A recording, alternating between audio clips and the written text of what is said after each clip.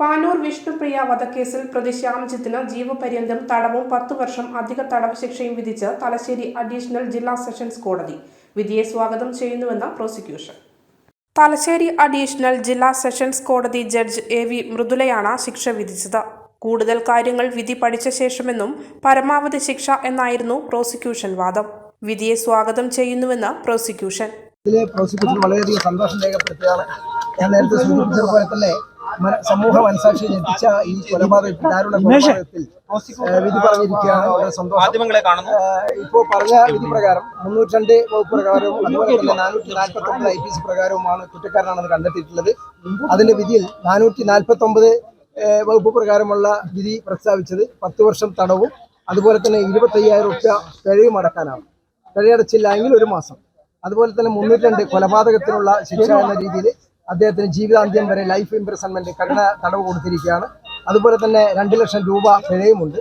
ഈ പിഴയടച്ചില്ല എങ്കിൽ 6 മാസം കൂടി തടവിന് കഴിയണം എന്നാണ് ഇപ്പോൾ കോടതിയുടെ വിധിയിൽ കാണാൻ പറ്റുള്ളത്. വിശദമായ കാര്യങ്ങൾ വിധി പഠിച്ചതിന് ശേഷം പറയാം എന്നാണ് തോന്നുന്നത്. ഏതായാലും കിട്ടിയിട്ടില്ല. പരമാവധി ശിക്ഷ നൽകണം. അതെ, പരമാവധി ശിക്ഷ ഞാൻ നേരത്തെ സൂചിപ്പിച്ചതുപോലെ തന്നെ സമൂഹ മനസാക്ഷിയെ ഞെട്ടിച്ച ഒരു വിധിയായിരുന്നു. ഏതായാലും അത് പരമാവധി ശിക്ഷ എന്ന് പറയുന്നത് ഒന്നുകിൽ ലൈഫ് അല്ലെ ഡെത്താണ്. അപ്പോൾ ലൈഫ് കൊടുത്തിരിക്കുക. ചിലപ്പോൾ മറ്റേതെങ്കിലും മാനദണ്ഡത്താലായിരിക്കാം പ്രോസിക്യൂഷൻ ആഗ്രഹിച്ചതുപോലെ തന്നെ ഡെത്ത് പണിഷ്മെന്റ് കൊടുക്കാതിരുന്നത്.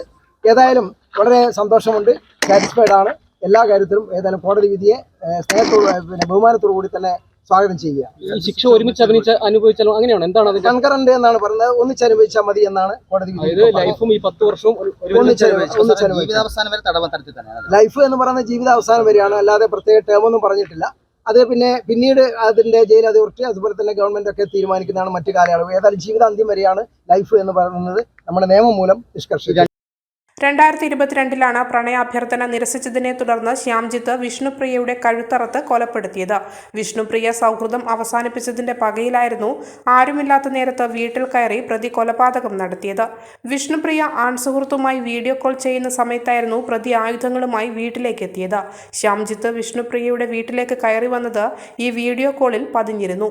13 സെക്കൻഡ് ദൃശ്യമാണ് കേസിൽ നിർണായക തെളിവായത്. പ്രതി ചുറ്റികയും മറ്റ് ആയുധങ്ങളും വാങ്ങിയതിന്റെ CCTV ദൃശ്യങ്ങൾ പ്രോസിക്യൂഷൻ കോടതിയിൽ ഹാജരാക്കിയിരുന്നു. പ്രതിക്ക് വധശിക്ഷ നൽകണമെന്നായിരുന്നു പ്രോസിക്യൂഷൻ വാദം.